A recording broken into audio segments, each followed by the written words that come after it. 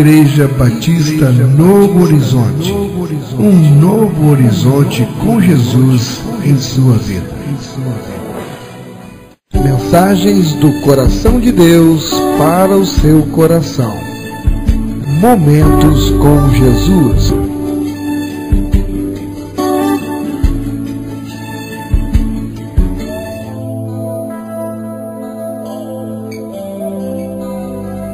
Porque a palavra de Deus é viva e eficaz, e mais cortante do que qualquer espada de dois gumes, e penetra até o ponto de dividir alma e espírito, juntas e medulas, e é apta para discernir os pensamentos e propósitos do coração. Vamos ouvir agora a mensagem da Bíblia.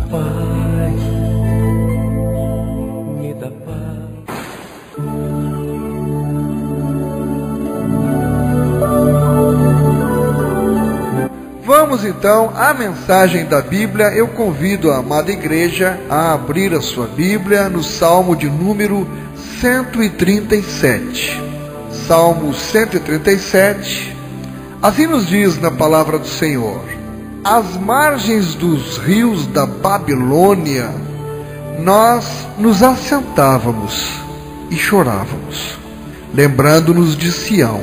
Nos salgueiros que lá havia, pendurávamos as nossas harpas, pois aqueles que nos levaram cativos nos pediam canções, e os nossos opressores que fôssemos alegres, dizendo: entoai-nos algum dos cânticos de Sião. Como, porém, haveríamos de entoar o canto do Senhor em terra estranha? Se eu de ti me esquecer, ó Jerusalém, que se resseque a minha mão direita, apegue-se-me a língua ao paladar, se me não lembrar de ti, se não preferir eu, Jerusalém, a minha maior alegria. Contra os filhos de Edom, lembra-te, Senhor, do dia de Jerusalém, pois diziam: arrasai-a até aos fundamentos, filha da Babilônia, que hás de ser destruída. Feliz aquele que te der o pago do mal que nos fizeste. Feliz aquele que pegar teus filhos e esmagá-los contra a pedra. Louvado seja o nome do Senhor. Pai amado, Pai querido, nós te damos graças por mais uma vez termos a oportunidade de aqui estarmos reunidos em liberdade, Senhor, para te adorar e para aprender mais de ti. Nós te agradecemos pelo dia de hoje, pelo alimento que tivemos em nossas casas, pela alegria que temos em nossos lares, Senhor, pela tua palavra que foi preservada para nos ensinar. E é isto que nós, nesta noite, queremos, Senhor, aprender mais de Ti. Senhor, venha me usar como um instrumento em Tuas mãos, como um vaso, Senhor, usado por Ti, um canal para abençoar Teu povo com a Tua palavra. Perdoa os meus pecados e venha colocar as palavras certas, Senhor, nos meus lábios, para eu dizer somente aquilo que vem de Ti e não de mim. Importa que eu diminua, para que o Senhor cresça em cada coração na noite de hoje. Te oro e te agradeço em nome de Jesus. Amém. Como cantar os hinos do Senhor em terra estranha? O Salmo 137. É um salmo muito bonito. Esse salmo, veja que ele está falando com o verbo no passado. Ele está contando algo que eles vivenciaram em algum tempo remoto. Por que eu digo isso? Porque ele fala logo no verso 1, nós nos assentávamos, é tempo passado, e chorávamos, tempo passado, lembrando-nos, tempo passado. Assentava, chorava, lembravam. Provavelmente então ele foi escrito depois que eles certamente foram libertos do cativeiro. Bem, esse salmo ele nos fala de saudades da pátria. Eu não sei se já aconteceu com você, mas para mim, por exemplo, durante um certo tempo, eu experimentei isso logo que eu vim embora do Rio Grande do Sul para o Nordeste. É muito difícil. A gente que é criado em um lugar se acostuma com tudo e da noite para o dia se vê em terras distantes, pessoas estranhas e hábitos, costumes, cultura diferente. Então criei-me em um ambiente tomando chimarrão, fazendo churrasco, com hábitos totalmente diferentes. Quando me vi de uma hora para outra aqui no Nordeste, peguei um avião em Porto Alegre, fiz uma escala em Salvador e no dia seguinte eu estava em Paulo Afonso, no Alto Sertão Baiano, Paulo Afonso, na Bahia. Dali pegamos um carro e fomos para Alagoas, para Delmiro Gouveia, quase nas margens do Rio São Francisco. E tive muita dificuldade. Primeiro, a forma de eu falar. Vocês acreditam que as pessoas tinham dificuldade de me entender? E eu ainda muito apegado àqueles costumes, e o linguajar foi a minha maior dificuldade. O sotaque gaúcho, as pessoas não entendiam. E foi preciso eu reaprender a falar. Por que eu estou falando isso? O povo de Israel aqui havia sido anunciado pelos profetas que eles iriam parar no cativeiro. E eles não acreditavam. Os profetas que falavam isso, Jeremias, por exemplo, Jeremias apanhou muito por trazer esse anúncio da parte do Senhor de que eles iriam parar no cativeiro. Nós precisamos parar e meditar muito sobre isso. Pensa comigo. Francamente, o povo de Israel tinha ficado mais de 400 anos cativo. Onde? No Egito. A partir de Jacó, Israel, eles ficaram no cativeiro por 400 anos. Aí Deus levanta Moisés e faz com que eles fossem libertos daquele cativeiro. Vamos pensar, um povo que passou 400 anos cativo, eles tinham uma tradição de tristezas para contar, porque cativeiro não é coisa boa não. E o que era de se esperar é que este povo tivesse cuidado na vida para não voltar para o cativeiro. Mas é impressionante a gente conhecendo mais do Êxodo, da história de Israel, nós vamos ver que realmente era um povo de dura serviço. Nós vamos ver que realmente, mesmo até lá durante a caminhada no deserto, muitos deles queriam influenciar os outros, inclusive com desânimo e tal, querendo retornar para as panelas do Egito. Ora, nos dias de hoje, o que nós poderíamos comparar? Vou lhe dar um exemplo, você vai entender logo. Eu fumei durante mais de 20 anos na minha vida. Bebi muito mais tempo do que isso. Bebi até há pouco antes de me converter. Cheguei a ser alcoólatra. Aí consigo a bênção de Deus de ser liberto daquela escravidão. Porque cigarro escraviza, bebida escraviza, o adultério escraviza. Consigo me livrar. Você consegue me imaginar agora fumando outra vez? Já fui liberto disso. Você consegue me imaginar escravo da bebida outra vez? Ou da prostituição?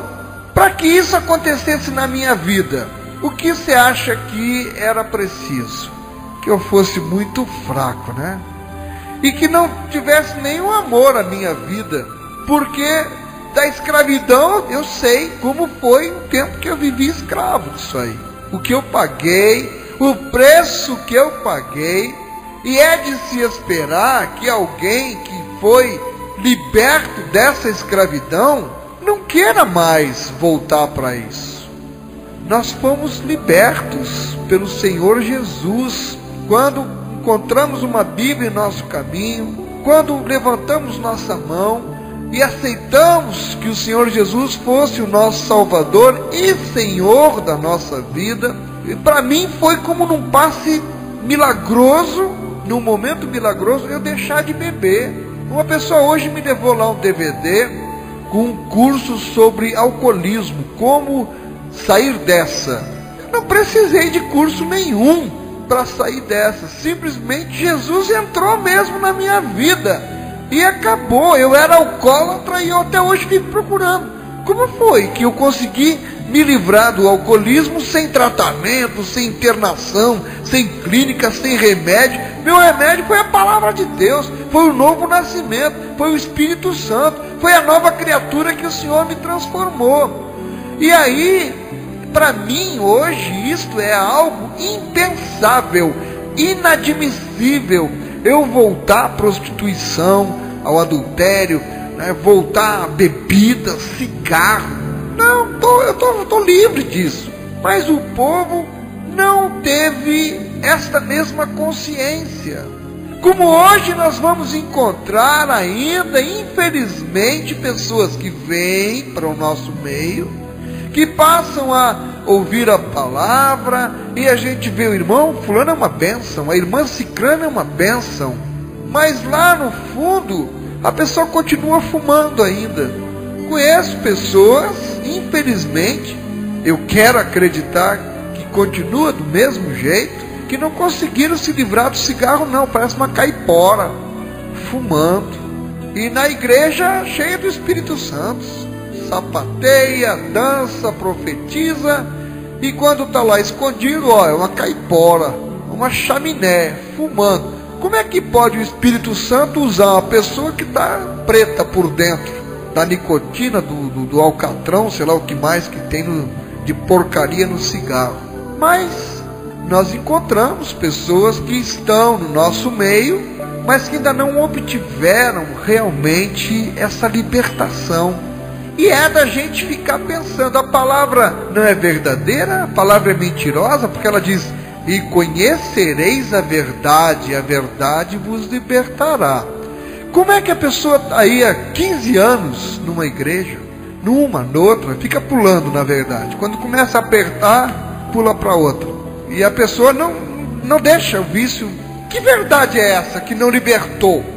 É bom a gente parar e pensar, será que eu fui alcançado realmente por essa verdade? Ou eu conheço, mas não deixo que ela me liberte? Mas foi isso que aconteceu com o povo. E nós, na verdade, hoje não estamos vendo nada de diferente. Porque o ser humano é assim. A criatura humana é assim. Deus faz na vida da pessoa, mas ela, quando tem a oportunidade, se não teve realmente um novo nascimento, bota tudo a perder. E aí cai na escravidão outra vez. Foi o que aconteceu com o povo. Deus fez tanta coisa por eles, mas o resultado, acabaram voltando para a escravidão. Só que aí a gente precisa refletir profundamente nessa questão da recaída. A palavra diz, por exemplo, que quando o inimigo sai, mas ele volta e encontra a casa varrida, arrumada, ele se instala e traz mais 7. Não é que sejam 8. Na verdade, traz mais 7 é porque ele vem na segunda vez com muito mais força. Por quê? Na primeira, de repente, ele vacilou. E a pessoa se converteu, aceitou Jesus, começou a viver segundo o que a Bíblia nos orienta. E aí tira o inimigo da vida dela, começa a fechar as brechas. Mas interessante, daí a pouco ela abre uma brecha. O inimigo encontra naquela brecha a condição de retornar. E diz, opa, tá tudo arrumadinho, tá tudo limpinho aqui. Eu vou entrar com muito mais força. Por isso que a gente vê pessoas que estavam na caminhada e que se afastaram e que esfriaram. E a gente vê, rapaz, fulano não conseguiu voltar até agora. Coisa difícil, fala com a pessoa, prega, a gente conhece tantos desviados, como nós chamamos aí, E ela não tem mais aquela força, aquela vontade para retornar para o caminho do Senhor, porque a força que está dominando ela agora é muito mais intensa do que dominava antes. Só que o sofrimento também é muito maior. Por quê? A pessoa conhece a palavra. É aí que é cruel, porque o Espírito Santo fica lembrando. Você conhece. Antes, quando você não conhecia, até tinha desculpa, não conhecia. Mas o desviado, o problema é esse, é que ele conheceu a palavra e mesmo assim se deixou dominar pelo inimigo. Então, por isso a minha tese de que este segundo cativeiro, ele é muito mais doloroso para a pessoa. Deus nos livre de cair num outro cativeiro. Veja, na primeira vez Israel ficou 400 anos. Agora, no cativeiro babilônico, ficaram só 70, comparado com os 400. 400 são 4 séculos. 70 não chegou a nem um século. Mas pode ter certeza, irmão, que esses 70 aqui, para nós mesmo hoje, 70 é uma vida. Muitos que foram para a Babilônia não voltaram. Outros acabaram nascendo lá. Os pais estavam lá. E 70 anos no cativeiro e longe da terra foi o que eu senti quando eu vim embora para o Nordeste durante um bom tempo. Na verdade, as circunstâncias são outras. Eu vim para o Nordeste, é o mesmo país, tive dificuldade, tive muitas saudades da minha terra. No começo eu não podia nem ouvir as músicas de lá, eu chorava de saudade. No começo eu tinha muita dificuldade porque era difícil me relacionar com as pessoas, era outra cultura. Mas no meu coração havia o desejo de eu ser feliz, de eu me encontrar, de poder ser útil onde quer que eu estivesse. Por isso eu fui embora para o Acre, voltei para Brasília, fui para o Espírito Santo, e Deus tinha negócio comigo em Patos, fez eu voltar, e eu voltei, e aqui estou, e acho até que devo terminar meus dias por aqui, se for da vontade do Senhor. No meu caso, aquela saudade da minha terra acabou, eliminou, não sinto mais nada, é como se eu tivesse nascido aqui. Mas isso só foi possível por uma condição: Deus tinha um propósito na minha vida. Você quer ver um exemplo? Daniel foi levado cativo menino, e Daniel, quando os outros voltaram, Daniel não voltou. Você sabia disso? Ele serviu a 4 reis. O primeiro rei da Babilônia, que foi quem levou eles cativos, foi Nabucodonosor. Aí Nabucodonosor morreu, Daniel estava lá. Aí ele serviu a Belsazar. Belsazar, naquela noite fatídica que ele usou os instrumentos que tinham tirado do templo lá em Jerusalém, naquela noite, qual foi o rei que tomou lá? Ciro, o rei da Pérsia. Aí Daniel foi servir o rei da Pérsia, e eles continuavam cativos. Então o rei Dário chegou e libertou o povo. E você vê que Daniel continuou lá com o rei Dário. Foi o rei Dário, inclusive, que colocou o Daniel na cova dos leões. Daniel já estava com mais de 80 anos quando foi bater na cova dos leões. Os outros voltaram e ele ficou lá. Por quê? Deus tinha propósito com Daniel ali, e ele não voltou. Por isso eu creio que eu não voltei para o Rio Grande do Sul, porque Deus tinha propósito comigo aqui. Mas isso para a gente ver que alguns tiveram que ficar, foi o caso dele. Mas os outros se desesperavam, queriam voltar para a terra deles, lá em Jerusalém. E aí esse salmo foi escrito nesse momento, quero acreditar que tinham já passado, porque ele está escrito com o verbo no tempo passado. Então eles lembrando, às margens dos rios da Babilônia, nós nos assentávamos e chorávamos, lembrando-nos de Sião. O que está acontecendo aqui? O sofrimento do cativeiro. Eles lá sofrendo, se sentavam lá nos trabalhos forçados, na hora que tinha que descansar, fazer uma refeição, se sentavam lá às margens dos rios da Babilônia, que eles foram levados para outra terra. É interessante esse cativeiro aqui, porque eles foram levados para outro lugar. Não foi um opressor que chegou e dominou e ficou lá mandando e eles na casa deles. Não, eles foram levados para outra terra, tiveram que se mudar, saíram do lugar deles e ficaram lá lembrando de Sião, chorando. E é bonito esse verso 2 aqui, que ele diz: nos salgueiros que lá havia, pendurávamos as nossas harpas. O que é isso? Pendurar as harpas. Eles sabiam tocar, tinham o dom, as harpas deveriam ser usadas acompanhando os salmos, que já existiam muitos deles, os cânticos de louvor ao Senhor, mas eles não sentiam vontade de cantar, nem de tocar. Penduravam as harpas nos salgueiros, são árvores. Penduravam, ficava lá. E olha o que acontece: pois aqueles que nos levaram cativos nos pediam canções. Quem dominava eles estava pedindo: canta aí, rapaz, canta as músicas de vocês lá, nos alegra um pouco. E diz: os nossos opressores que fôssemos alegres, dizendo: entoai-nos algum dos cânticos de Sião. Ora, vamos nos colocar no lugar deles. Quando nós estamos longe de casa, quando nós estamos inclusive numa situação adversa, contrária, eles foram levados cativos, e aqueles que estavam oprimindo eles ainda queriam que eles cantassem. Será que nós teríamos condições de cantar? Nós vimos pessoas na Bíblia que tiveram condições. Paulo e Silas, por exemplo, estavam lá presos e não sabiam o que ia acontecer na manhã do dia seguinte, mas começaram a cantar. Mas não são todos. Você vê que a esmagadora maioria não consegue. E eu fico me perguntando: será que nessa situação nós mesmos teríamos o mesmo comportamento ou atitude de Paulo e Silas para louvar o Senhor? Ou nós ficaríamos chorando de tristeza, de saudade, sem ânimo?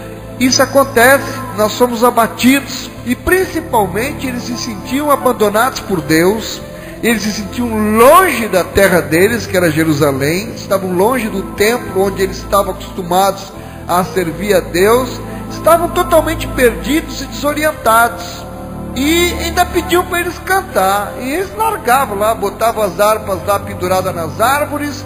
Que cantar o quê? Não dá não tem como cantar. E eles dizem aqui, ó: como porém haveríamos de entoar o canto do Senhor em terra estranha? Eles entendiam até que seria uma blasfêmia eles estarem cantando para os opressores deles as músicas que eram para entoar para Deus, não para entoar para aquele povo. Como cantar os hinos do Senhor em terra estranha? Eles não tinham vontade nem coragem para estar cantando. E aí o amor pela terra diz: se eu de ti me esquecer, ó Jerusalém. Jerusalém é a cidade sagrada para eles, no lugar do templo, lugar da adoração. Todos eles têm um amor até hoje muito grande por Jerusalém. Ele diz: que me resseque a minha mão direita. Se eu me esquecer, eu prefiro que a minha mão direita resseque do que eu vir a me esquecer lá da minha terra. Apegue-se a língua ao paladar se me não lembrar de ti. Preferia que a língua ficasse colada na boca, que não pudesse mais nem falar, nem comer, se ele viesse a se esquecer. São comparativos que ele está dando aqui para demonstrar a tristeza que eles estavam sentindo em terra estranha, para demonstrar o amor que eles sentiam por Jerusalém. Mas eu creio que embutido aqui está um sentimento de tristeza, de arrependimento muito grande por eles terem caído no cativeiro. Para mim, a mensagem embutida aqui é exatamente essa questão: o que o pecador que cai, que volta para o cativeiro, o que ele passa a sentir por estar exatamente passando naquela situação que não precisava, na verdade, ter caído naquilo outra vez.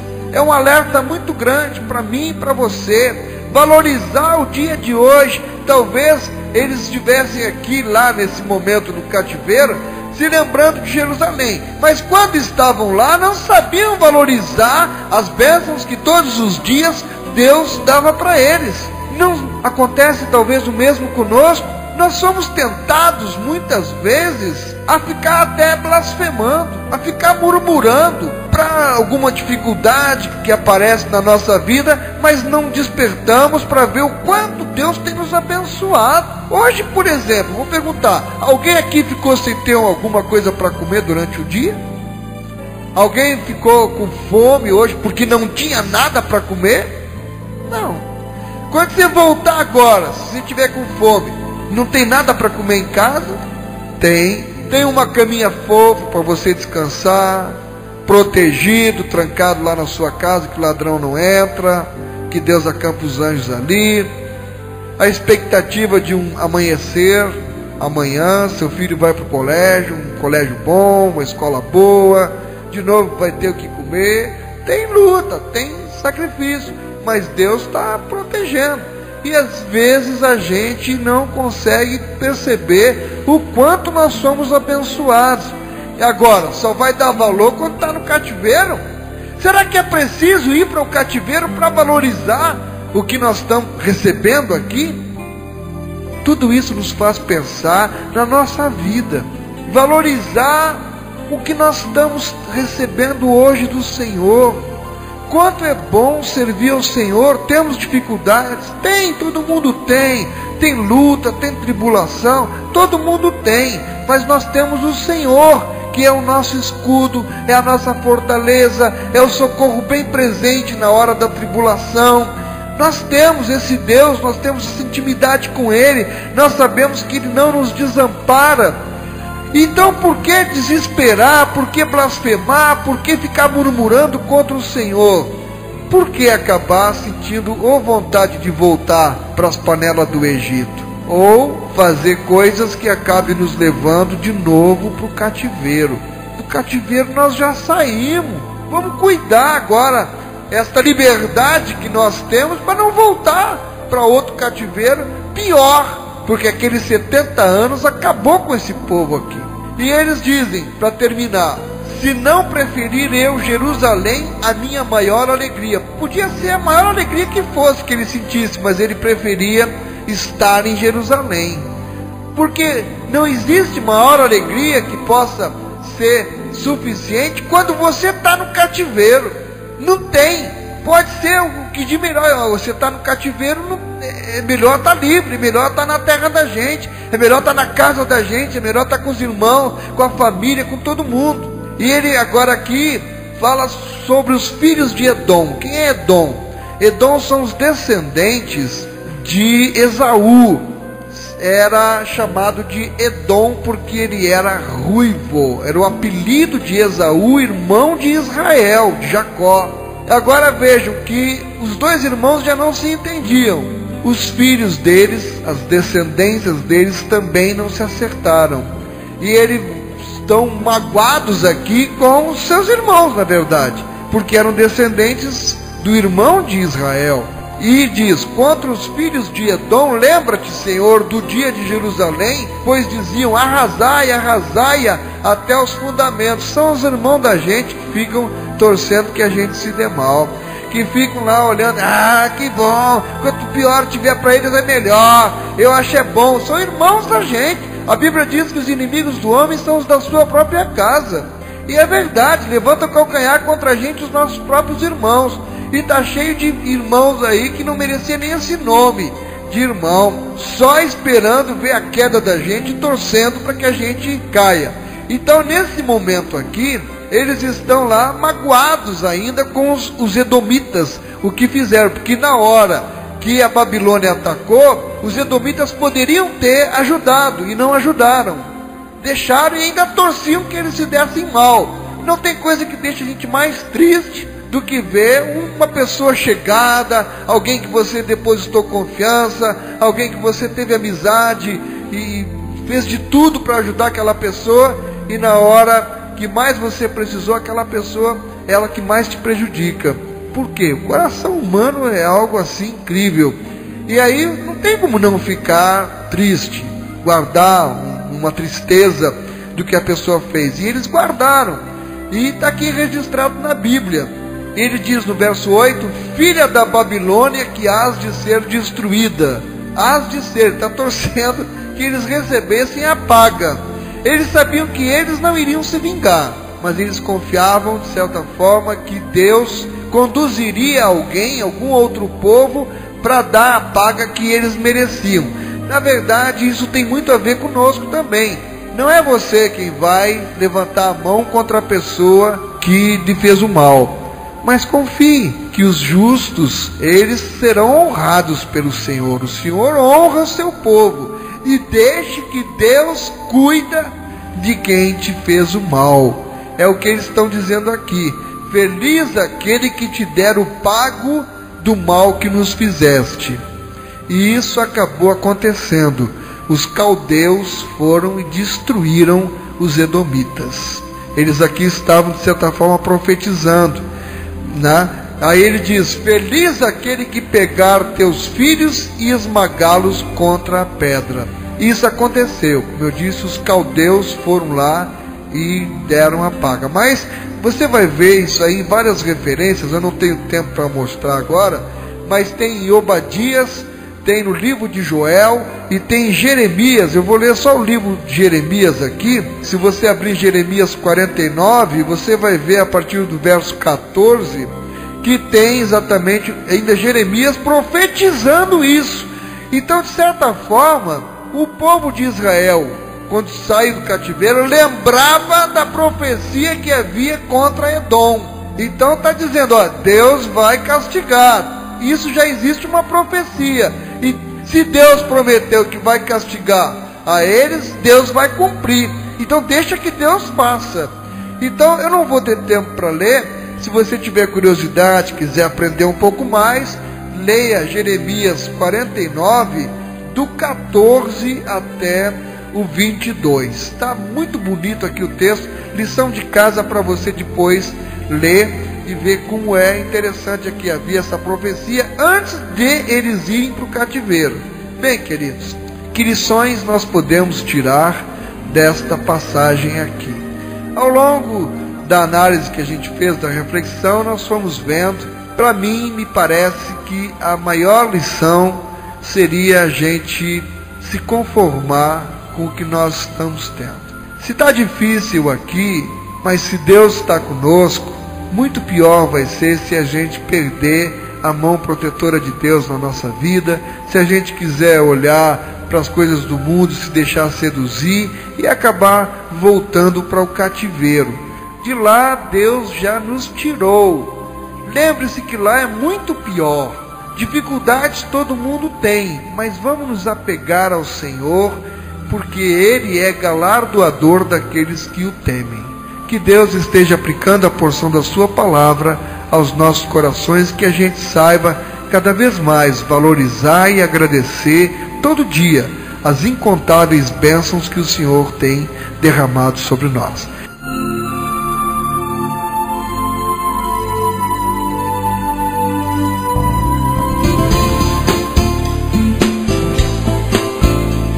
Programa Momentos com Jesus.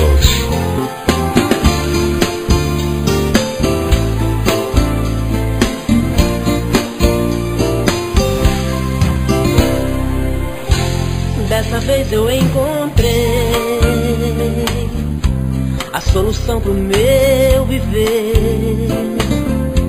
Esse amigo me salvou e também me transformou, pois sem ele eu não vivo, dependo do seu amor. Já não ando mais sozinho, ele é o Senhor. Ele é Jesus Cristo, que me lavou e me curou.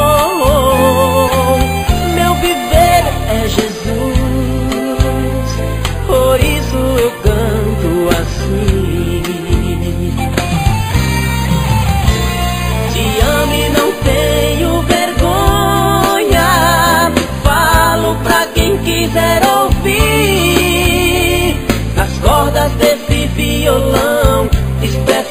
gratidão.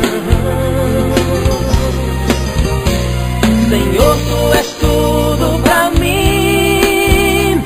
É um amor que não tem fim. Ele é santo, santo e redentor.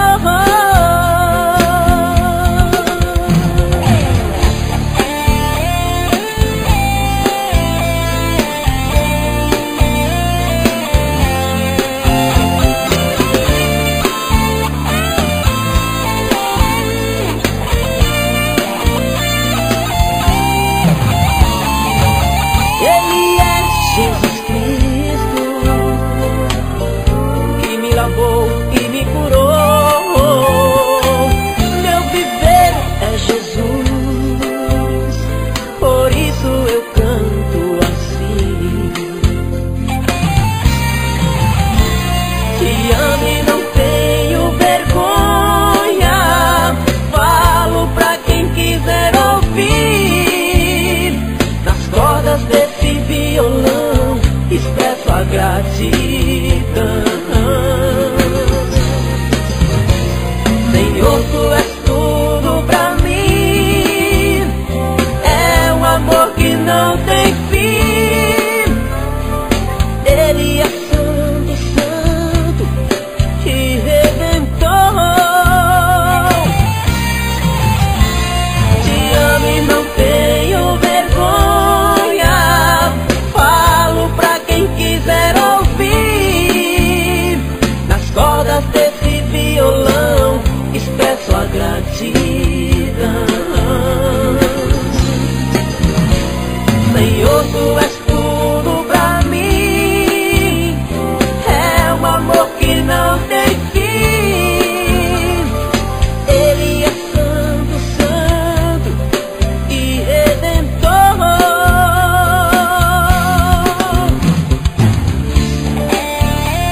Toda honra e toda glória seja dada ao Senhor Jesus. Programa Momentos com Jesus.